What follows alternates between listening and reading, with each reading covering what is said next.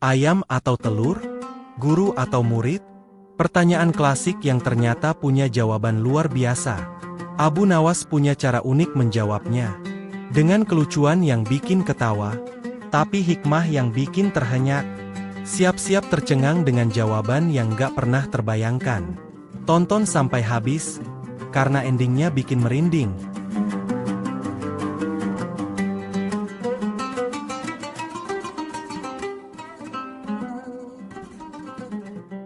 Matahari pagi mulai menyingsing di atas Baghdad, menyinari istana megah Khalifah Harun al-Rasyid dengan cahaya keemasan. Di dalam ruang tahta yang mewah, sang Khalifah duduk di singgasananya dengan wajah berkerut. Tangannya menopang dagu, matanya menerawang kosong ke arah jendela yang terbuka. Suasana pagi yang seharusnya penuh kedamaian justru diwarnai oleh kegelisahan yang mendalam di hati sang pemimpin. "Wahai Wazir Jafar," keluh Khalifah dengan suara berat yang mengungkapkan beban pikiran yang sangat besar. "Semalam putraku, Pangeran Ahmad, yang baru berusia 7 tahun, bertanya sesuatu yang membuatku terjaga sepanjang malam." Dengan mata polosnya yang penuh rasa ingin tahu, dia bertanya, "Ayah, mana yang lebih dulu, ayam atau telur?" Wazir Jafar, yang berdiri di samping singgasana dengan postur tegap dan wajah serius, menghela napas panjang. "Paduka yang mulia, itu adalah pertanyaan filosofis yang telah membingungkan para pemikir terhebat sepanjang masa. Bahkan Aristoteles dan Plato pun berdebat tentang hal ini tanpa pernah mencapai kesepakatan yang bulat." Dari sudut ruangan yang dihiasi dengan kaligrafi emas, seorang ulama tua bernama Syekh Abdul Qadir menyela dengan suara yang dalam dan berwibawa. "Dalam kitab suci, disebutkan dengan jelas bahwa Allah menciptakan burung dari tanah. Karena ayam adalah burung, maka tentu saja ayam lebih dulu ada. Ini adalah kebenaran yang tidak dapat disangkal." Namun, filsuf muda Al-Farabi yang baru saja kembali dari Athena dengan membawa banyak gulungan naskah kuno, membantah dengan semangat yang menggebu-gebu, "Wahai Syekh yang terhormat, meskipun benar bahwa burung diciptakan dari tanah, bukankah setiap generasi ayam berikutnya berasal dari telur? Jadi, bagaimana kita bisa menentukan dengan pasti mana yang benar-benar pertama?"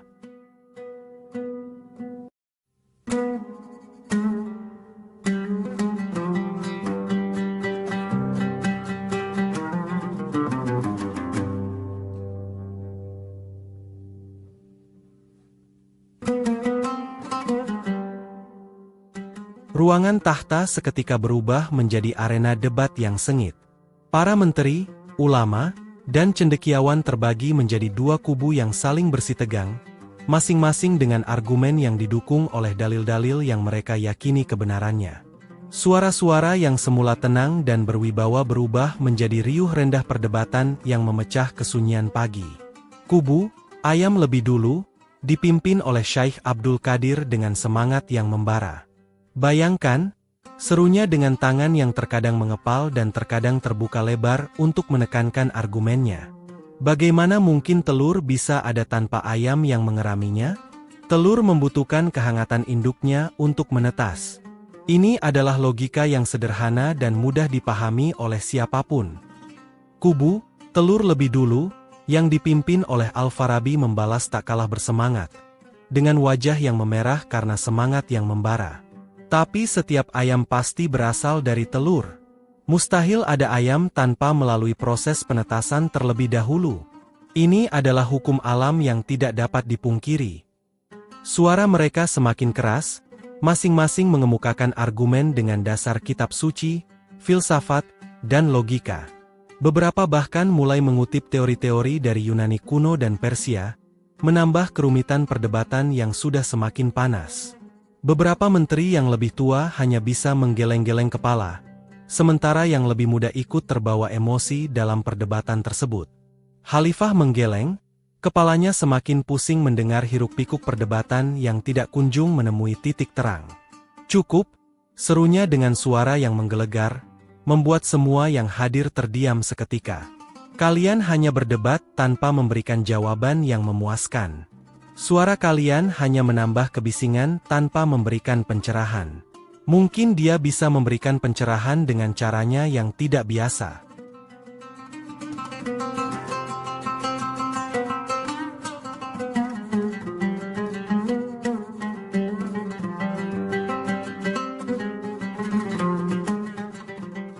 Ketika utusan istana tiba di rumah Abu Nawas yang sederhana di pinggiran Baghdad, mereka menemukannya sedang asyik bermain dengan seekor ayam dan beberapa butir telur di halaman rumahnya yang dipenuhi tanaman herbal. Rumah itu sederhana namun terawat dengan baik, mencerminkan kepribadian pemiliknya yang sederhana namun penuh perhatian terhadap detail. "Wahai Abu Nawas," kata sang utusan dengan suara hormat, "Khalifah memanggilmu untuk menjawab pertanyaan penting yang membingungkan seluruh istana." Abu Nawas tersenyum, matanya berbinar-binar seperti anak kecil yang diajak bermain. "Kebetulan sekali, aku sedang memikirkan hal yang sama." Ia lalu mengambil keranjang anyaman berisi telur-telur segar dan seekor ayam betina yang jinak yang dengan patuh mengikutinya. Sesampainya di istana yang megah dengan pilar-pilar marmernya, Abu Nawas disambut oleh pandangan penasaran dari semua yang hadir. Ia membawa serta keranjang telur dan ayamnya, membuat beberapa menteri mengerutkan kening dan yang lain tersenyum geli. Perbedaan reaksi ini menunjukkan betapa beragamnya tanggapan terhadap kehadiran Abu Nawas yang selalu tidak terduga. "Wahai Abu Nawas," sapa Khalifah dengan wajah yang masih terlihat letih karena kurang tidur. "Kami sedang menghadapi pertanyaan yang sangat sulit. Mana yang lebih dulu, ayam atau telur?" Abu Nawas meletakkan keranjangnya dengan hati-hati dan membungkuk hormat dengan penuh hikmat. "Wahai Paduka yang mulia, pertanyaan yang luar biasa. Tapi sebelum hamba menjawab, bisakah hamba bertanya sesuatu pada Pangeran Ahmad? Karena pertanyaan ini berasal dari dirinya, maka sepantasnya jawabannya juga harus dapat dipahami olehnya." Pangeran Ahmad yang malu-malu diajak keluar oleh pengasuhnya. Wajahnya yang polos tampak penuh rasa ingin tahu dan sedikit nervous berada di antara orang-orang dewasa yang serius. Pakaiannya yang mewah terlihat kontras dengan ekspresi kekanak-kanakannya yang lugu.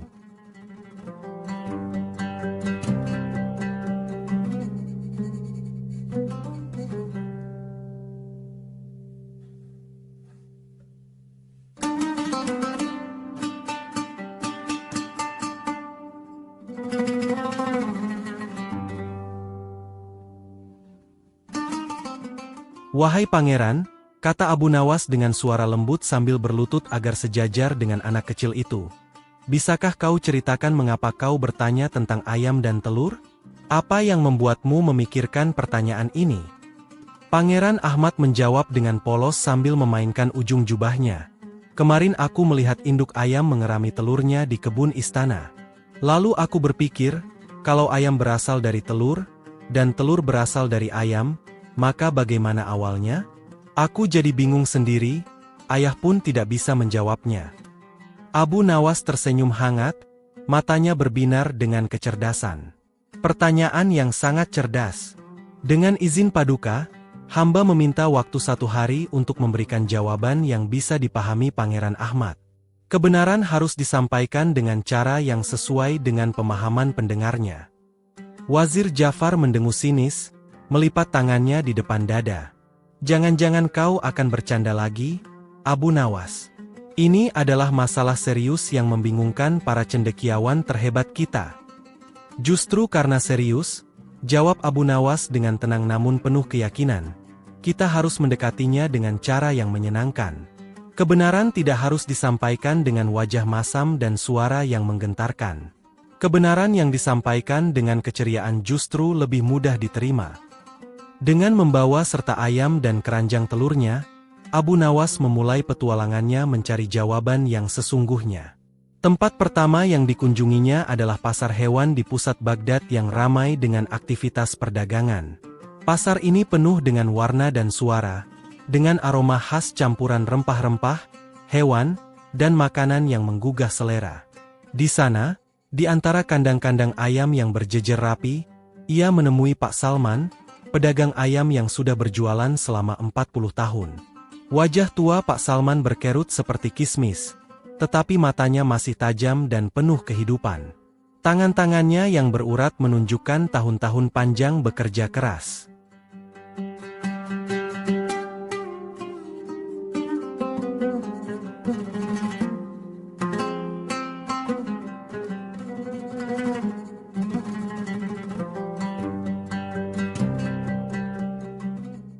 "Wahai Pak Salman," Tanya Abu Nawas sambil memperhatikan cara pedagang tua itu merawat ayam-ayamnya.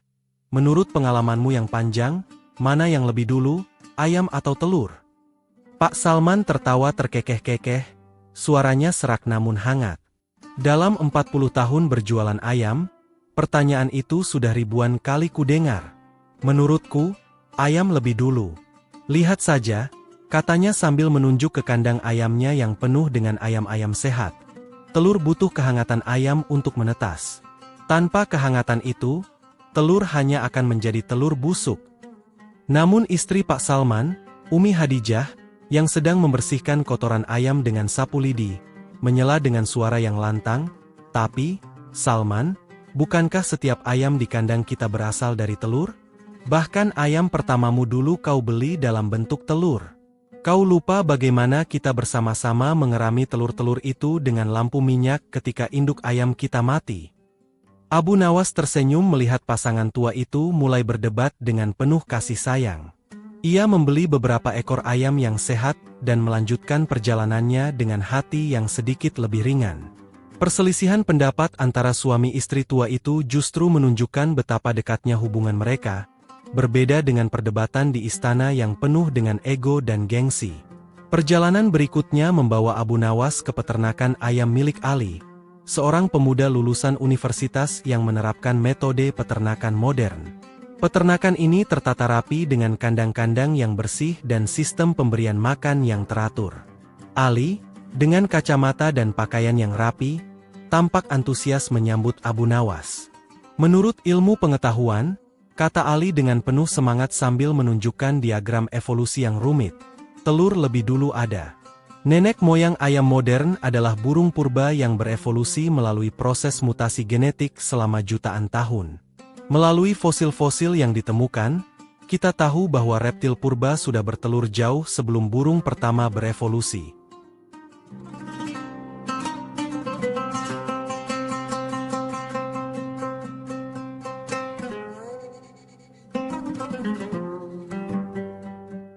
Ali menjelaskan dengan detail tentang proses evolusi, menunjukkan gambar-gambar fosil dan diagram pohon keluarga burung. Pengetahuannya yang mendalam dan penyampaian yang sistematis membuat Abu Nawas mengangguk-angguk sambil mencatat dengan cermat. Namun, di balik semua penjelasan ilmiah yang rumit itu, Abu Nawas merasa ada sesuatu yang kurang.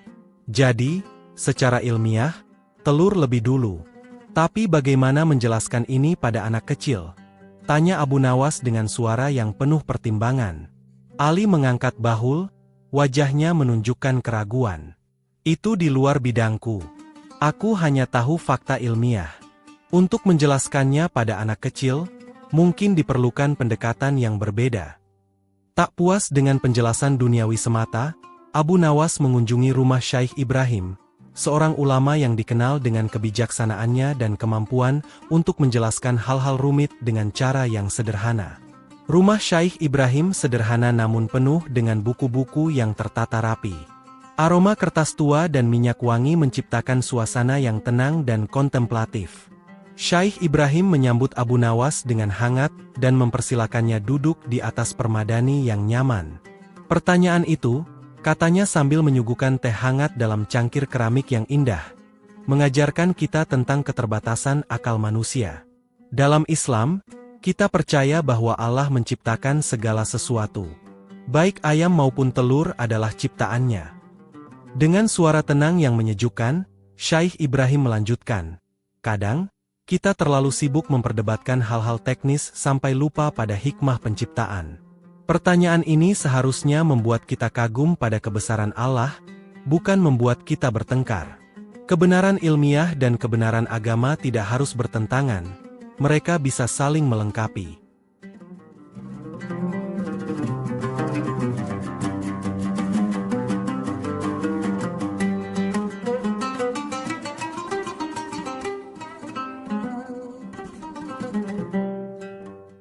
Dalam perjalanan pulang melewati jalan setapak di pinggiran Baghdad, Abu Nawas bertemu dengan kakek Samir, petani tua yang sedang memberi makan ayam-ayamnya dengan butiran jagung. Petani berusia 80 tahun ini masih tampak gesit meski punggungnya sudah membungkuk. Wajahnya yang keriput menyimpan senyum yang hangat dan mata yang berbinar-binar dengan kearifan. "Wahai kakek," sapa Abu Nawas dengan penuh hormat. "Menurutmu, mana yang lebih dulu, ayam atau telur?" Kakek Samir tertawa, menunjukkan giginya yang sudah ompong. Suara tertawanya seperti gemericik air di sungai kecil. "Anak muda, aku sudah 80 tahun memelihara ayam. Menurutku, pertanyaan itu seperti bertanya mana yang lebih dulu, siang atau malam? Matahari terbit dan terbenam, kehidupan terus berputar." Petani tua itu duduk di bangku kayu sederhana sambil mengelus-elus ayam yang mendekatinya dengan penuh kasih sayang. "Hidup ini seperti lingkaran. Ayam berasal dari telur, telur berasal dari ayam. Yang penting, kita bersyukur memiliki keduanya. Daripada berdebat tentang mana yang lebih dulu, lebih baik kita merawat keduanya dengan baik." Sesampainya di rumahnya yang sederhana, Abu Nawas mulai melakukan serangkaian eksperimen sederhana namun penuh makna. Pertama, ia mencoba mengerami telur menggunakan lampu minyak, tanpa kehadiran ayam. Kedua, ia mengamati perilaku ayam betina yang sedang mengerami dengan penuh kesabaran. Ketiga, ia membandingkan telur yang dierami induk ayam dengan yang dierami menggunakan lampu. Ia menemukan bahwa meskipun telur bisa menetas dengan bantuan lampu, namun ayam tetap dibutuhkan untuk merawat dan mengajari anak-anaknya. Sebaliknya, tanpa telur, tidak akan ada generasi ayam berikutnya.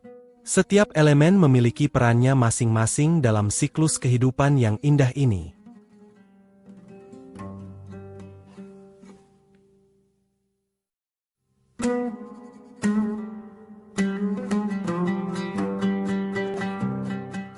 Di tengah eksperimennya, sambil memandangi seekor induk ayam yang dengan sabar mengerami telur-telurnya, tiba-tiba ide cemerlang muncul di benaknya. Abu Nawas tersenyum lebar, menyadari bahwa jawabannya ternyata sangat sederhana dan indah. Kebenaran tidak selalu rumit, kadang justru terletak pada hal-hal yang paling sederhana. Keesokan harinya, istana kembali dipenuhi oleh para menteri dan cendekiawan yang penasaran.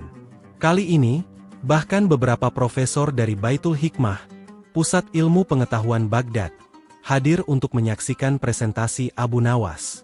Suasana istana penuh dengan antisipasi, semua mata tertuju pada Abu Nawas yang berdiri dengan percaya diri di tengah ruangan. Dengan izin Paduka, Abu Nawas memulai dengan suara tenang namun penuh wibawa. "Setelah melakukan perjalanan panjang dan penelitian mendalam, hamba akan menyampaikan jawaban akhir." Ia kemudian menceritakan pengalamannya di pasar hewan, peternakan modern, rumah Syaikh Ibrahim, dan pertemuannya dengan kakek Samir. Setiap cerita disampaikan dengan hidup dan penuh warna, membuat para hadirin seolah-olah ikut mengalami perjalanan tersebut. "Jawabannya," kata Abu Nawas dengan penekanan, "tergantung pada bagaimana kita memandangnya.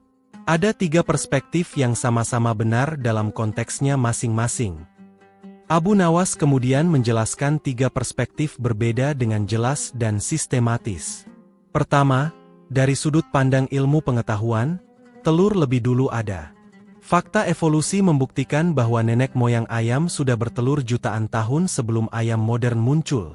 Ini adalah kebenaran ilmiah yang didukung oleh bukti-bukti fosil dan penelitian genetika. Kedua, dari sudut pandang agama, Allah menciptakan burung dari tanah. Jadi dalam penciptaan pertama, ayam lebih dulu. Ini adalah kebenaran agama yang berdasarkan kitab suci.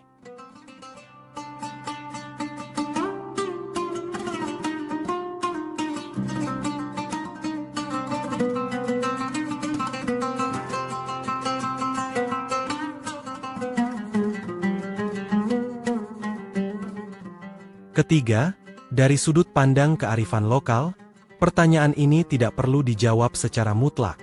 Yang penting adalah menghargai proses dan mensyukuri ciptaan Allah.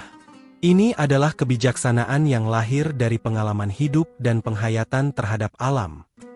Kemudian Abu Nawas melakukan demonstrasi praktis yang sederhana namun penuh makna. Ia mengambil seekor ayam dan sebuah telur dari keranjangnya. "Ini ayam," katanya sambil mengangkat ayam yang dengan patuh berdiam di tangannya. "Dan ini telur." Ia mengangkat telur dengan tangan yang lain. Ia menjelaskan dengan gamblang bagaimana ayam memberikan daging dan bulu, sementara telur memberikan protein yang bergizi.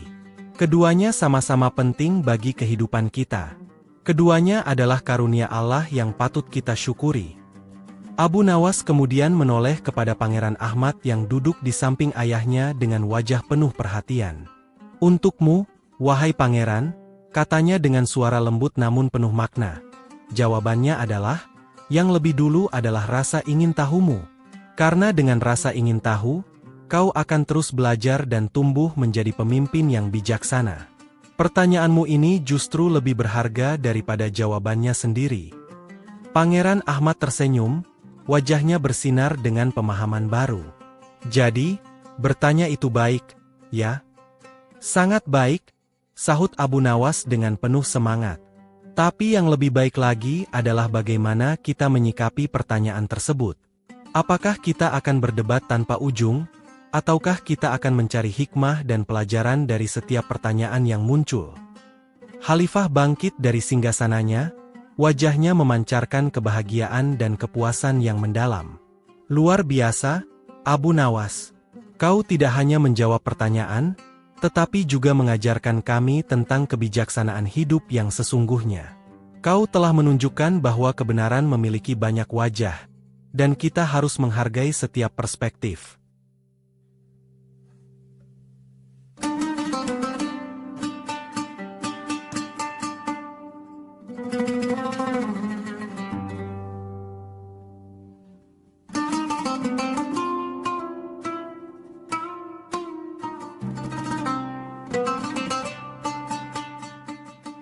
Bahkan Wazir Jafar, yang biasanya sinis dan sulit percaya, terpaksa mengakui kehebatan Abu Nawas. Wajahnya yang biasanya masam kini berubah menjadi penuh kekaguman. "Aku mengakui, pendekatanmu yang menyeluruh dan menghargai semua perspektif sangat mengesankan. Kau telah menunjukkan bahwa kebijaksanaan sejati terletak pada kemampuan untuk melihat kebenaran dari berbagai sudut pandang." Profesor dari Baitul Hikmah, Dr. Al-Kindi, menambahkan dengan suara yang berwibawa, "Ini adalah pelajaran berharga tentang bagaimana menyikapi pertanyaan-pertanyaan filosofis. Kadang, yang kita butuhkan bukan jawaban tunggal, tetapi pemahaman yang komprehensif dan penghargaan terhadap berbagai cara pandang." Setelah peristiwa yang mengesankan itu, Khalifah memerintahkan beberapa perubahan penting yang akan membawa dampak positif bagi seluruh kerajaan. Pertama, didirikanlah taman belajar untuk anak-anak, di mana mereka bisa mengamati alam langsung dan bertanya tentang berbagai hal tanpa takut dianggap bodoh. Taman ini dilengkapi dengan berbagai tanaman, hewan, dan alat peraga yang membuat belajar menjadi menyenangkan. Kedua, para menteri dan cendekiawan diwajibkan untuk sesekali mengunjungi desa-desa untuk belajar kearifan lokal dari rakyat biasa. Program ini membantu menjembatani kesenjangan antara kaum elit dan rakyat biasa.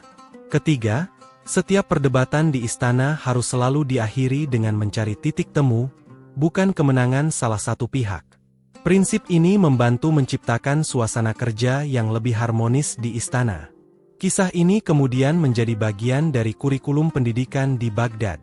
Setiap anak diajarkan untuk menghargai pertanyaan dan berbagai perspektif.